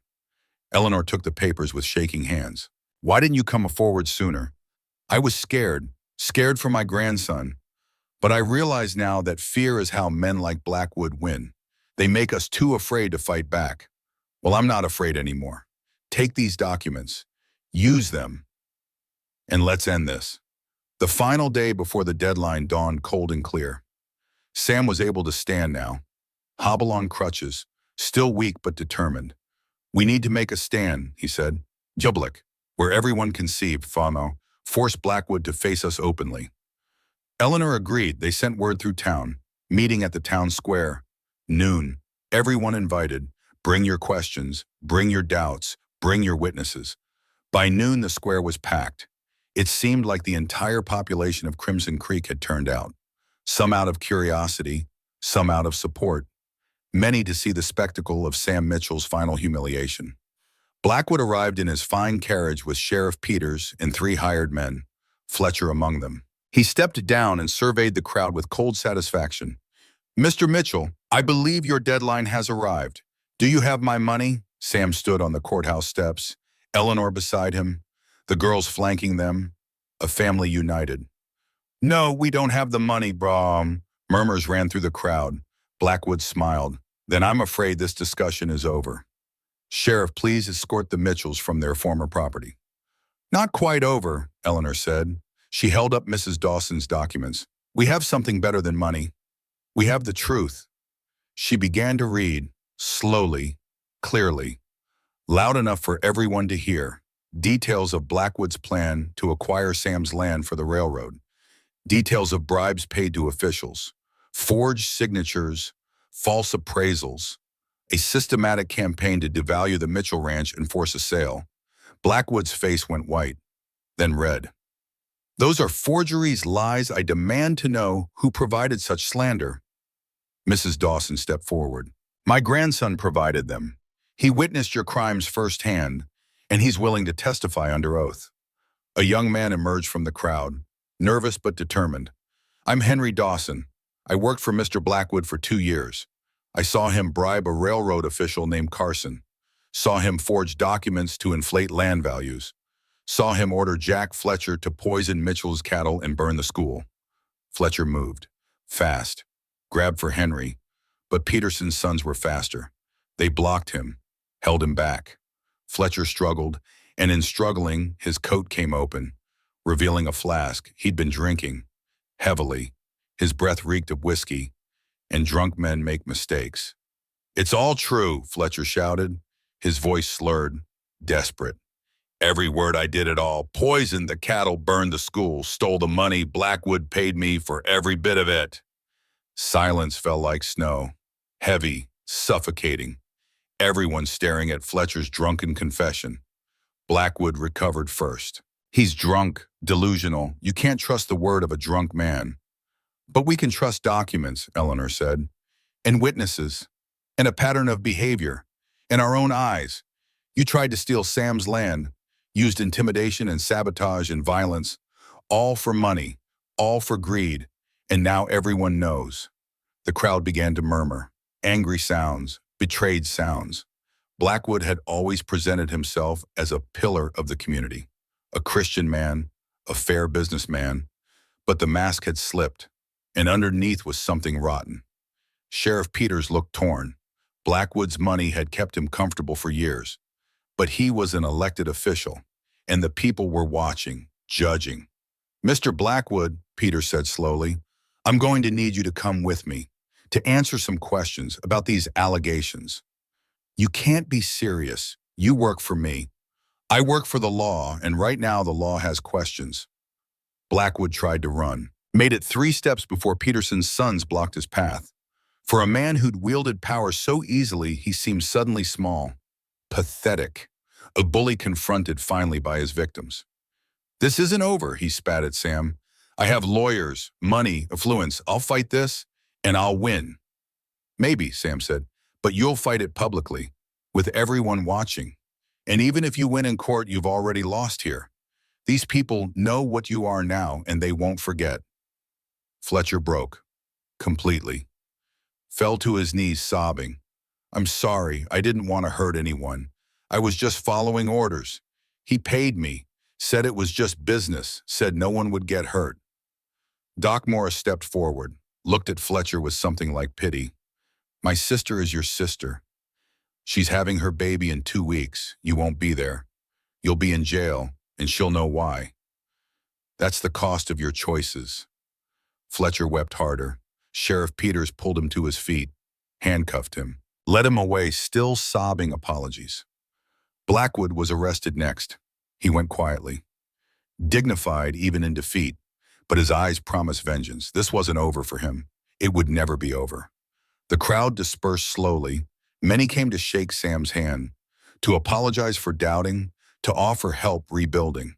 What had started as a spectacle had become something else, a community finding its conscience. Mrs. Peterson approached Eleanor. "I owe you an apology, a real one. I judged you harshly, said terrible things. You didn't deserve that." "Thank you. That dress you made for my daughter, she wore it to the dance. And the boy she wanted to impress, he proposed. They're getting married in the spring." Mrs. Peterson smiled. "She says she felt beautiful in that dress, like she could be anyone, do anything. That's a gift you gave her, and I'm grateful." As the sun set over Crimson Creek, Sam and Eleanor sat on the courthouse steps. The girls played nearby, exhausted but happy. For the first time in months, they felt safe. "Is it really over?" Eleanor asked. "The legal stuff will take time, trials, proceedings. But yeah, the important part is over. Blackwood's exposed. Fletcher confessed. The ranch is safe." Sam paused. "We're safe. What happens to the mortgage?" Doc talked to a lawyer friend. Says since the mortgage was obtained through fraud, it's void. We might owe some money to the bank eventually, but nothing like what Blackwood was demanding. And we have time, years maybe, to pay it back properly. Eleanor leaned her head on his shoulder. "We did it. You did it. You fought when I wanted to give up. You rallied people, found evidence. You saved us, Eleanor. All of us. We saved each other. That's what family does." Doc Morris approached. "I hate to interrupt, but I wanted you to know. The trial's set for next month. Henry Dawson's testimony combined with those documents will likely put Blackwood away for years. Fraud, bribery, conspiracy. He's facing serious charges." "What about Fletcher?" "He's cooperating. Might get a reduced sentence. 5 years instead of 10. His sister's devastated. But she's stronger than she looks. She'll survive. We all will." After Doc left, Sam turned to Eleanor. "I asked you to marry me in the middle of a crisis. That wasn't fair. So I'm asking again now, properly, without desperation. Just honest love." He got down on one knee, awkward with his healing leg but determined. "Eleanor Hayes, you came into my life when I'd given up on happiness. You brought light and hope and fierce determination.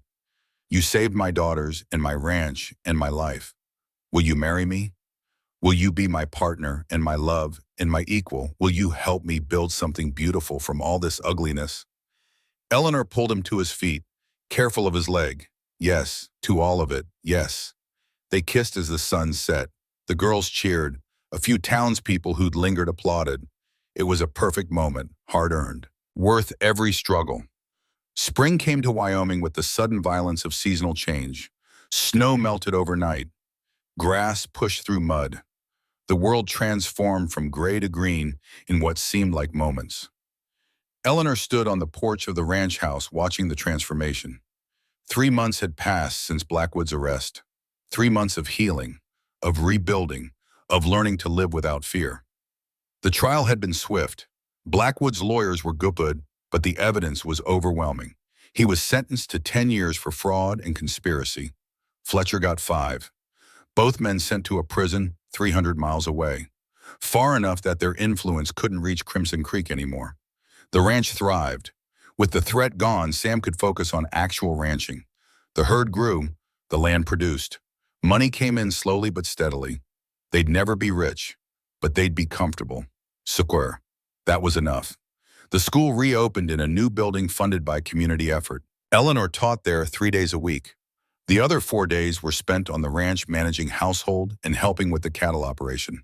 She could ride now, could rope a calf if needed, could work alongside Sam as a true partner. The girls had blossomed. Emma was reading at a level far beyond her years. Rose had channeled her wildness into helping with the ranch animals. Both were happy, secure, healing from the trauma of losing their mother by gaining a new one who would never leave. "Eleanor," Sam's voice called from the barn. "Come here, you have to see this." She walked down to find him standing with one of the mares. The horse had given birth overnight. A perfect filly stood on wobbly legs beside its mother. "She's beautiful," Eleanor breathed. "Emma and Rose are going to lose their minds." Sam wrapped an arm around Eleanor's waist. "This spring is good to us. New life, new beginnings. Feels right." "It does." "Speaking of new beginnings, I was thinking we should set a date for the wedding. Unless you've changed your mind about marrying a limping rancher who talks more to cattle than people." Eleanor laughed. "I haven't changed my mind. When were you thinking?" "June gives us time to plan. Get the ranch in order. Make it a proper celebration." "June sounds perfect." They married on the first Saturday in June. The entire town attended. Even those who'd once judged Eleanor came to celebrate, because she'd proven herself. Not just once, but repeatedly. Through courage, incompetence, and unwavering dignity. The ceremony was simple, held in the church with Pastor Williams officiating. He'd apologized privately to Eleanor for his previous judgment. She'd forgiven him. What else could she do? Holding grudges was exhausting, and she was tired of being angry. Emma and Rose served as flower girls. They wore matching blue dresses that Eleanor had sewn.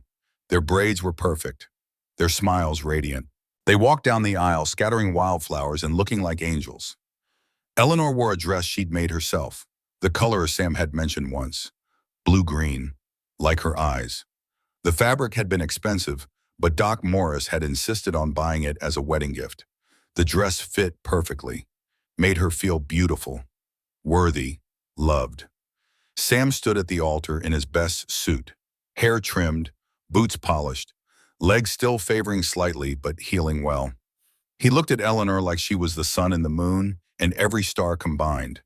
The vows were traditional, simple, but when Eleanor promised to love and cherish, she meant every word with a depth that would have been impossible 6 months ago.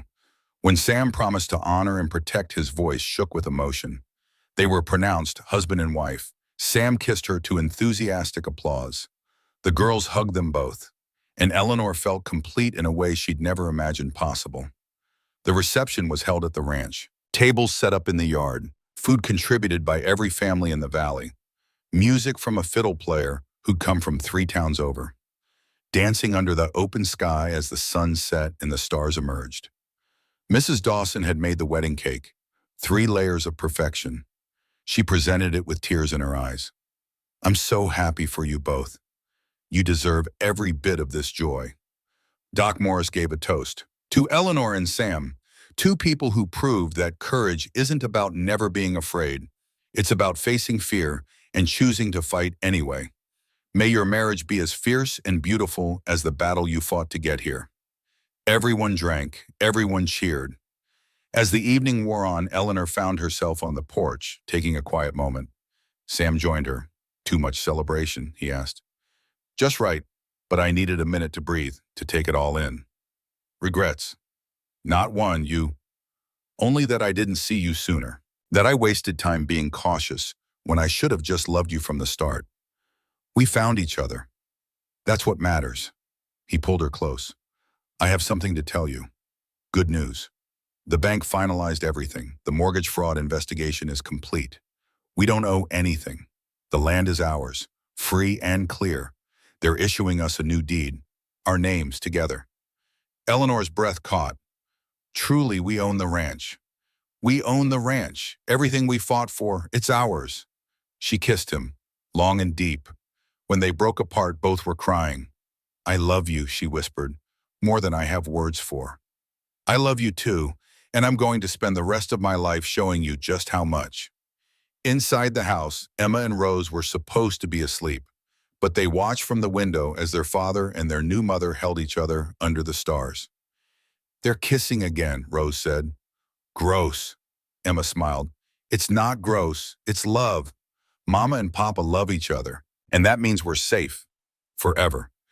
Do you miss our first mama? Emma thought about this. Sometimes. I remember her a little, how she smelled, how she sang, but mostly I remember being scared and sad and lonely. I don't feel that way anymore. Me neither, because Eleanor is our mama now, and she chose us. She didn't have to. She could have left, but she stayed, and she fought for us. That's better than being born to someone. That's being chosen. Rose nodded solemnly. I'm glad we were chosen. Me too. They went to bed content, secure in the knowledge that their family was complete. 6 months later, on a cold December morning, Eleanor woke with nausea. She recognized the signs immediately. Had suspected for weeks, but hadn't been sure until now. She was pregnant. Sam found her sitting on the bed, hand on her stomach, face illuminated by dawn light. Eleanor, are you all right? I'm pregnant. He sat down hard. You're certain? As certain as I can be without Doc confirming it. But yes, I know my own body. We're going to have a baby. For a moment, he didn't move, didn't speak. Eleanor felt fear flutter. What if he didn't want this? What if? Then he laughed, loud and joyous and full of wonder. We're having a baby, Eleanor. This is everything. He pulled her into his arms, held her like she was made of glass. I'm going to be a father again. You're going to are you a mother. The girls are going to have a sibling. This family just keeps growing. You're happy, duh. Happy doesn't even begin to cover it. I'm ecstatic, terrified, overwhelmed, all of it. He pulled back to look at her. Are you happy? Terrified, she admitted. I've never done this before. Never carried a child. Never given birth. What if something goes wrong? What if I can't? You can. You're the strongest person I know. And you won't be alone. I'll be here. Doc will be here. The girls will be here. All of us, together, like always. They told the girls that evening. Emma processed the news with her usual seriousness. A baby. That means we'll have to be extra careful. Babies are fragile. Rose bounced with excitement. Can it be a sister? I want a sister. We can teach her everything we know. Or him, Emma corrected. It might be a boy. Then we'll teach him everything we know, Sam laughed. I think the baby is lucky to have you both as older sisters. When will the baby come? Emma asked. Summer, Eleanor said, around July. That's forever away. It'll go faster than you think. The pregnancy was easy at first. Eleanor continued teaching, continued working the ranch. Her body changed slowly. By spring, she was showing. The whole town knew. Congratulations came from everyone. Even former doubters seemed genuinely happy for the Mitchell family. In late June, as her belly swelled large, Eleanor stopped teaching. Doc insisted she rest. Prepare. Sam fussed over her constantly. The girls drew pictures for the baby, made blankets with crooked stitches, practiced being quiet for when the baby needed sleep. The baby came on July 15th, a long labor. Painful. Eleanor understood why women feared childbirth. But Doc was there. Sam held her hand through every contraction, whispered encouragement, reminded her to breathe. And when the baby finally emerged crying and perfect Eleanor felt love so powerful it was almost frightening. "It's a girl," Doc announced. "Healthy, strong lungs. Congratulations." Sam cut the cord with shaking hands, watched as Doc cleaned the baby and wrapped her in a soft blanket. Then Doc placed her in Eleanor's arms. The baby was tiny, red-faced, eyes scrunched shut, absolutely beautiful. "What should we name her?" Sam asked. Eleanor thought about the journey that had brought her here, about standing at that train station with nothing, about being rejected and lost and hopeless, about finding this family against all odds. "Hope," she said. "Her name is Hope because that's what she represents, what we all represent. Hope that good things can come from terrible beginnings, that love can grow from rejection, that families can be built by choice instead of blood." Sam kissed Eleanor's forehead. "Hope Mitchell. It's perfect." Emma and Rose were allowed in to meet their new sister. They approached with reverent awe. Wish touched the baby's tiny hand with one gentle finger. "She's so small," Rose whispered. "You were that small once," Eleanor said. "Both of you." Emma leaned close. "Hello, Hope. I'm your big sister, Emma. And this is Rose. We're going to protect you and teach you and love you forever." The baby yawned, a tiny sound, and both older girls giggled with delight. That night, after the girls were asleep and Hope was settled in her cradle, Eleanor and Sam sat together in the quiet darkness of their bedroom. "A year ago," Eleanor said softly, "I was standing at a train station watching my future walk away. I thought my life was over, that I'd failed, that I'd never be anything more than a rejected mail-order bride with $3 and nowhere to go. And now I have a husband I adore, 3 daughters I would die for, a home that's truly mine, a community that respects me, a future that's bright and full of possibility." She turned to look at him. "Do you ever regret that I answered your advertisement instead of Miss Peterson?" Sam smiled. "I never actually posted an advertisement. I chickened out, couldn't find the right words, was going to try again the next week. But then I saw you at that station, and something told me to talk to you, that maybe you were the answer to a prayer I hadn't known how to pray. Fate, providence, luck, divine intervention. Call it what you want. I just call it the best decision I never had to make.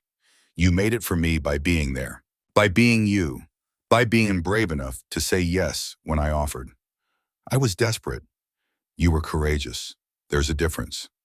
Eleanor looked at the cradle where Hope slept, at the room that had once been bare and was now filled with evidence of family, pictures, blankets, toys, love made tangible. "Sometimes the wrong train takes you to exactly the right place," she said. "What?" "Something I've been thinking. I came here for William Blackwood, a man who looked at me and saw nothing worth keeping, but being rejected by him put me exactly where I needed to be, with you, with the girls, with this life. So maybe it wasn't the wrong train after all. Maybe rejection was just redirection." Sam pulled her close. "I saw a quote once, don't remember where. It said something like, 'Sometimes God closes a door so he can open a window.' I never understood that until now. Blackwood was a closed door, but through that rejection, you found a window, a way to something better, something real. And a cowboy who whispered that his twins needed a mother like me. Still true, they did need you, but I think I needed you even more." They sat in comfortable silence, listening to Hope's soft breathing, the night sounds outside, the wind in the grass, the distant call of coyotes, all the sounds of home. Years later, when Hope was 10 and asking about how Mama and Papa met Eleanor, would tell the story. Not the sanitized version, but the truth, about rejection and pain and struggling, about fighting for what mattered, about choosing courage over comfort. "I was rejected at the station," she would say, "but your papa saw me, and in seeing me, I finally saw myself, saw that I was worth fighting for, worth loving, worth choosing, and that made all the difference." But that was years in the future. Tonight was just tonight. A family of 5 sleeping under one roof, safe, loved, whole, everything they'd fought for, everything they'd bled for, everything that mattered. Eleanor closed her eyes and let contentment wash over her. She'd survived poverty, assault, rejection, loss, fear, every hardship imaginable, and she'd come through it stronger, better, surrounded by love. Sometimes the hardest journeys led to the sweetest destinations. Sometimes suffering was the price of joy.